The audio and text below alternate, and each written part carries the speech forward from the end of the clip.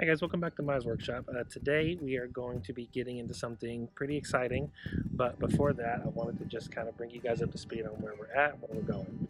So we are moving on from the treehouse project. We've got that all wrapped up and finished.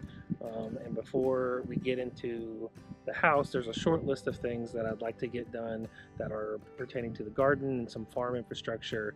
I'm wanting to get that knocked out before the house becomes the primary focus. I'm going to have a 3 or 4 month window where I'll be kind of working some stuff on the house at the same time, but it's not going to be requiring all of my attention. But there will come a point where the house will become the primary thing that I'm working on every single day. But for today's video, we're actually doing something that directly pertains to the house, and I'm pretty excited about it, and that is laying out where exactly we're going to put the house. We've really thought this through on our property, and it's important for a lot of reasons. Where's the sun moving? How well is it going to heat and cool itself, based off of just like wind factors, water, drainage. Our previous house, there was just some things that were not considered, and so when we decided to build our own house, like that has been a major defining factor on the entire farm layout. We actually laid our farm out not for the house that we're currently in, but for the house that we were going to build. So I've got the garden over here to my right. I'm standing on essentially the high ground of this field. The high point of this field has always been the general area that we were going to build the house when it came time to build it. But for today, I've got the measurements, and we're actually going to go and lay it out and stake out the general dimensions of the house. We're not going to include all the details like the different porches and stuff, but really just the large measurements. And essentially, we're just going to lay out a square that will be the general dimensions of the house. And the reason we're doing that is so we can play with the angles, kind of figure out where the driveway might be, some of the other peripheral stuff, like, there's a herb garden that Jessica wants to put in. She kind of wants to be able to visualize that, and plus it'll just kind of help us visualize, that there's going to be a house here. This isn't exactly step one. Obviously, we've done a lot of work on designing, working with our draftsman and getting our plans put together, and kind of just deciding when we're going to do it. So there's been a lot of background work that's gone on to get to this point, but this will definitely be the first thing that we do as far as like putting something on the ground, saying this is where the house is going to go, and starting that process. And so to do this today, I'm actually going to be bringing my wife Jessica out. She's going to help me lay out the stakes and discuss, like I said, the different options. It's fairly straightforward. We're not building a super complex like style of house. It honestly, it's a little unreal to be getting to the point where we're about to start building our house, but like I said, it's a dream come true. So let's get started. So for anybody who doesn't know, this is my wife Jessica. She runs this farm with me, and she does YouTube sometimes, occasionally. So anyways, we're going to lay out the house, and Jessica wanted to go over some of the reasonings and ideas and whys of what we're doing and why we're doing it. So yeah. All right, let's move. The design of our house plan is, as Maya said, it's a pretty simple farmhouse. It's actually L-shaped alongside the pond, which is the south side. We did build it with kind of southern exposure somewhat in mind. One thing that was really important to me in our house plan was that certain areas had a lot of natural light. So that south side does have some windows leading into the kitchen, into our bedroom, places that I wanted to make sure we're going to get that nice warm southern light. And also on the south side of the house, we have a sun port, essentially to be a space that we can like start seeds or put house plants, have a sitting area during the cold winter, and then also be able to use it kind of as a reprieve in the summer. And on the south side is where we're going to have kind of like a potager garden, a rose garden and herbs, and a beautiful little space. It's not going to be huge. Well, I mean, it doesn't have to be. We're only like 50, 60 feet away from the main garden. Right. So here's the main garden. And as Maya was saying, we laid our whole farm out, and we chose where the house was actually going to be first, and laid the rest of the farm out around it. really considering the permaculture principle of zones that talks about like zone 1 is the most trafficked area, zone 2 are still daily chores, and then you go all the way out to where your further out zones are places you may only really need to visit like once a week. So you'll see all on the other side of the driveway, these are all the gardens, that's zone 1. And then we'll also have space that we can move chickens around here directly around the house, because chickens kind of need to be tended to daily as well. You have to collect eggs and all of that. So on the north side of the house, there's actually going to be a porch. The porch goes all along the front, which is facing east. With that being the case, we have really nice morning light, but it'll be a nice place to sit out of the sun in the afternoon and the evening. And then the north side of the house is where we're putting on the porch mostly like the seating area that will be the most, I guess, used space for outdoors.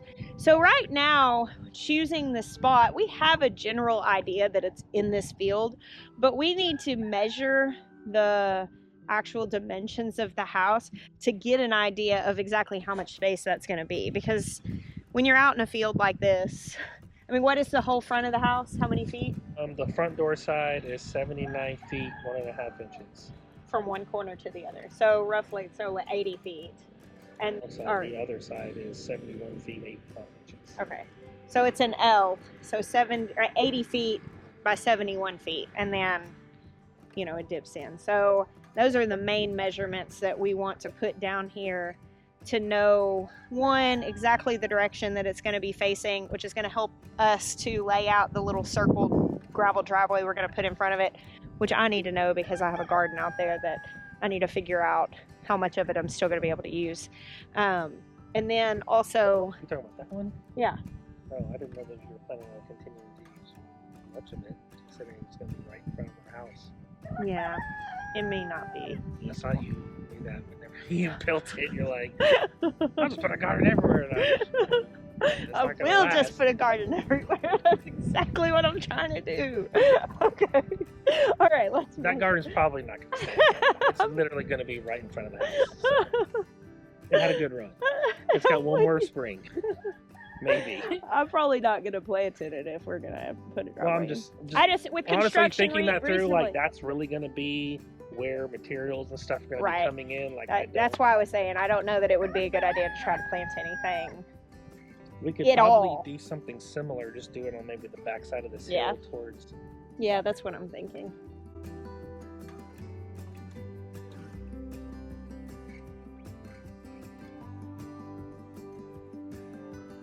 So I'm grabbing the other tape measure to go measure the other side of the house. And the main thing we're trying to figure out here, this field is flat-ish, but there is probably like a 24-inch drop from one side to the other. And we want to figure out, and we're not doing this with a transit or anything today, we're not trying to be super exact, but just by our eye, we're kind of trying to figure the most appealing spot that is relatively level, but is at the angle that we mostly want. So we're gonna go measure the other side because there's a dip back here. We want to stay off of that because if we go off that dip, we're gonna have to do a lot more dirt work and it's just gonna be more expensive.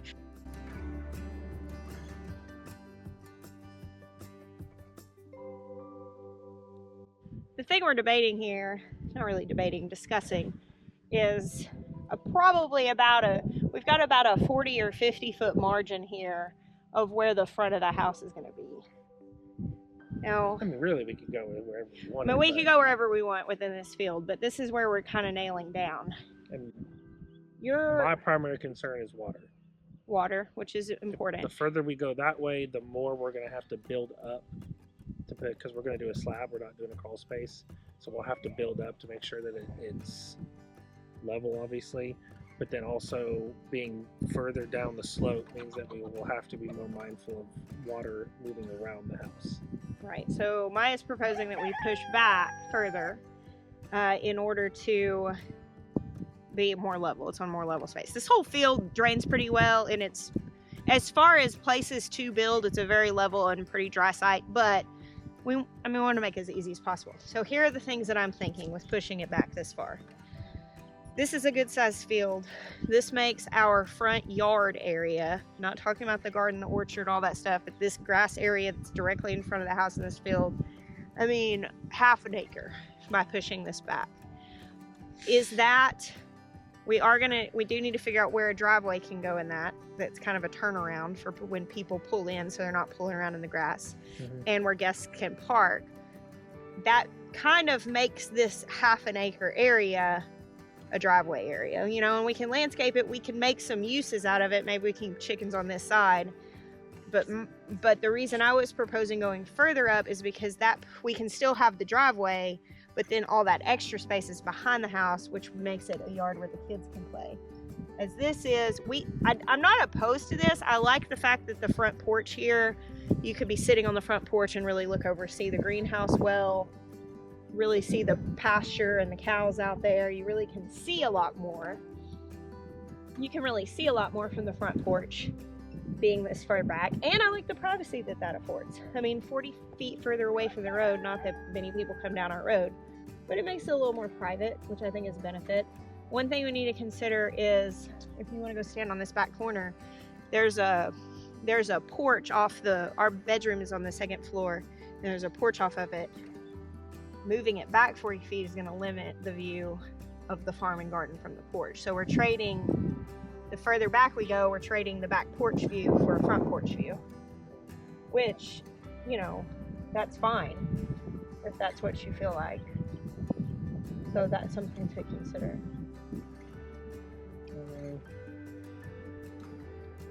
Yeah. We could also go that way a little bit, which you were talking about needing to bring this hill down because it builds up and slopes into this. Now we could just go that way further, but we'd have to terrace my little rose garden on the side, which is not a bad thing. We could totally do that. Need a second process? Yeah. So what do you I'm leaning more towards on top of this hill and this more flat spot. Requires less groundwork, better water drainage. I do like the front porch being closer or better view of the garden. Honestly, off the back porch, honestly, like I wasn't trying to have a really good view of everything. I really just want to set up a cornfield over there to shoot deer while drinking my coffee. So, all right. the further back we go, it makes it a little bit easier. Do you want to go even further back and over here? We could go to the right. I mean, because really that's a good question because it'll be determining where your garden's going to be and how. I don't find any of these spaces particularly problematic for the garden. So I think that wherever, I think that right now this is kind of bigger and it makes more sense to come over into this rather than try to knock this hill down. That's still a lot of dirt work. I mean, if we come over here more, then we are literally building the house at the highest point, and then we can just terrace the garden. So if we actually brought it like this, that would actually, and we can measure it if you want to get exact, but that actually parallels it to the greenhouse.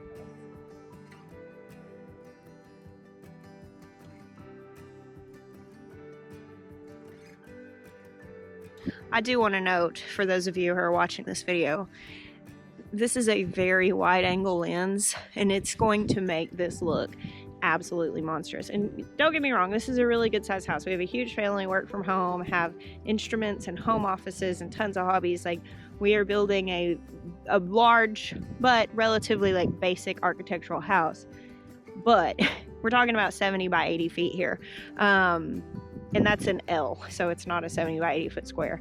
This field is good sized. I mean, I think it's probably 1.75 acres total all the way down, maybe a little bit more than that. It's a good sized field, but it's not as big as it's going to look in this video to you guys on a wide angle lens.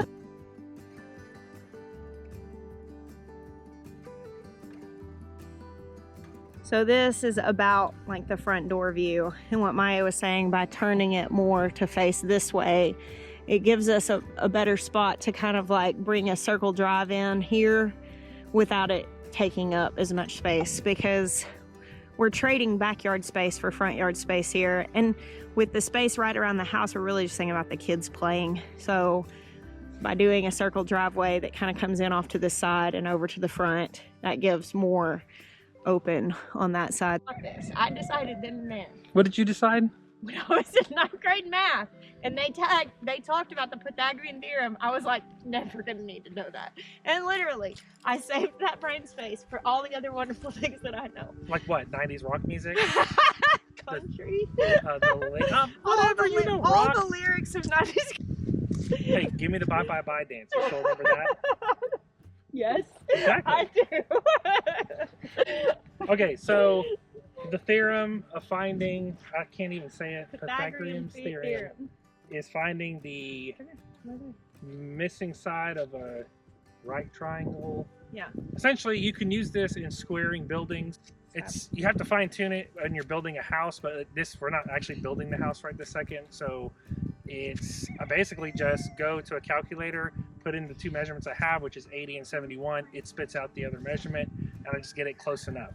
Now, if I was actually doing something where I was ready to actually build it, I would do a 3-4-5 method on all the corners and just double check. Plus, I would build brace battens, which is lets you move the strings left and right. Squaring can be really complicated. So, put in my 71, put in my 80 foot. It spit out something close to 107 foot. So, I'm gonna get the camera now. Okay, so if I pull these tight, how you pull them tight? We're 107 meets Crosses 71, which is roughly where the stake is, right there. Yeah. All right, that's close enough to square. So this gives us the idea of the actual footprint. So that's more or less the footprint. Over to this corner, which we're gonna have some cutout for the L shape. There's a small cutout because this is the back side, so there's like a patio, porch. Yeah. And then back side of the house, there's a utility room for when we do solar or water heater. Right. Maya's going and painting all of these metal stakes we just put in the middle of this field white, so they will be easily spottable so nobody hits them with like the side-by-side or a four-wheeler. And I would put it on the kids and be like, the kids might hit them, but it's me. It's me that's the problem. This feels kind of like a first step. It's not. I mean, we've already done. It does, because I'm like. It's the first step that makes it feel tangible, I guess. Yeah, it also is like the first step of feeling like, are we doing it right? We have to let that go. We have to have confidence. We'll also ask Nate when he comes because he's the professional. So, really though, I do want to celebrate the fact that though we're calling this ground zero, and it literally is, this is the first thing. We just sank some stakes in the ground, more or less where the corners of our porches are going to be and the footprint of our house, which feels like a big first step. But I joined some forums and when I was reading about house building, and like so many people who are building a house on raw land, which is what we came here to do, are having to figure out septic, which you already have a permit. Right. They're having to figure out water. Utilities, which you've already stubbed it out after digging the well. Yeah. We already have our septic permit.